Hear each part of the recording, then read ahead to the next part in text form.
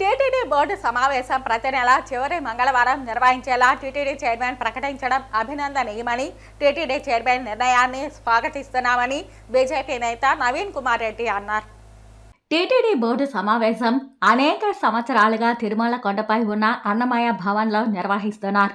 దీని కారణంగా టీటీడీపై అదనపు ఆర్థిక భారం పడుతుందన్నారు. తిరుమల కొండ మీద బోర్డు సమావేశం కారణంగా తిరుమలలోని ఉన్నతాధికారులు బోర్డు సభ్యులకు వసతి, దర్శనాలు, వారితో వచ్చిన వారికి మెరుగైన ఏర్పాట్లు చేస్తూ బోర్డు సమావేశం ముగిసి తిరుగు ప్రయాణం అయ్యేంత వరకు అక్కడే వారితోనే ఉండాల్సిన పరిస్థితులు ఏర్పడుతున్నాయి.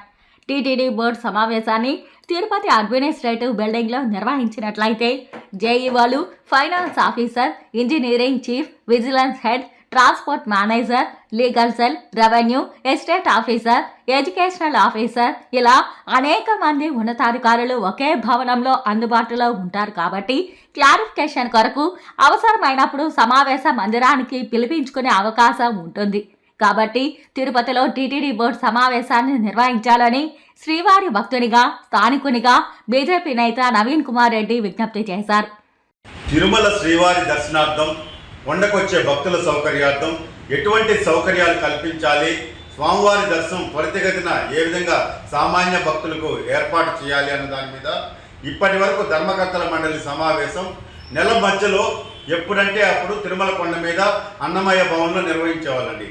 అలాంటి వాటిని ఈరోజు TTD chairman Shri BR Naidu గారు ప్రతి నెల చివరి మంగళవారం బోర్డు సమావేశం ప్రతి నెల కూడా నిర్వహించాలని చెప్పి, అదేవిధంగా భక్తులకు మరింత మెరుగైనటువంటి సేవలు ఎక్కడ లోపమున్నా దాన్ని సరిదిద్ది అధికారులకు సూచనలు చేయాలని చెప్పని నిర్ణయం తీసుకోవడాన్ని మనస్ఫూర్తిగా స్వాగతిస్తున్నాను. అలాగే టీటీడీ చైర్మన్ గారికి, సభ్యులకు ఒక విన్నపం చేస్తున్న శ్రీవారి భక్తులుగా, స్థానికులుగా, ఇప్పటి వరకు టీటీడీ బోర్డు సమావేశం తిరుమల కొండపైన ఉన్నటువంటి అన్నమయ్య భవన్లో జరిగేదండి.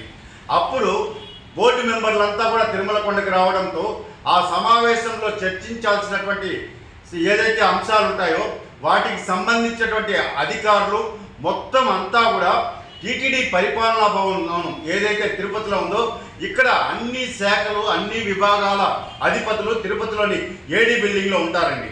ఇంజనీరింగ్ విభాగం కానీ, అదేవిధంగా హెల్త్ కానీ, విజిలెన్స్ కానీ, అన్ని విభాగాలకు సంబంధించినటువంటి హెడ్స్, వాళ్ళ సిబ్బంది అంతా కూడా తిరుపతిలో ఉంటారు. కాబట్టి మీరు గతంలో తిరుమల కొండ మీద బోర్డు సమావేశాలు నిర్వహించినప్పుడల్లా ఆ రోజంతా కూడా వాహనాల ద్వారా ఒక్కొక్క అధికారి ఒక్కొక్క వాహనంలో తిరుమల కొండకు వెళ్ళడము, బోర్డు సమావేశంలో కూడా బయట కూర్చొని ఉంటారండి. వాళ్ళ అవసరమైనప్పుడే లోపలికి పిలిపిస్తూ ఉంటారు ఏదైనా డౌట్స్ వస్తే. నేను ఒకటే విజ్ఞప్తి చేస్తున్నా, అలాంటప్పుడు టీటీడీ బోర్డు సమావేశాన్ని తిరుపతిలోని టీటీడీ పరిపాలనా భవనంలో నిర్వహిస్తే ఆర్థిక భారం పడకుండా టీటీడీ మీద అధికారులందరూ కూడా తిరుపతిలోని ఏడీ బిల్డింగ్లో అందుబాటులో ఉంటారు. కాబట్టి సమావేశం కూడా ఇక్కడే నిర్వహిస్తే ఖర్చులు తగ్గుతాయి, అధికారులు వాళ్ళ పనులు వాళ్ళు చేసుకునే దానికి అవకాశం ఉంటుంది, తిరుమల కొండకు రాకపోకలు సాగించే పని లేకుండా పోతుంది.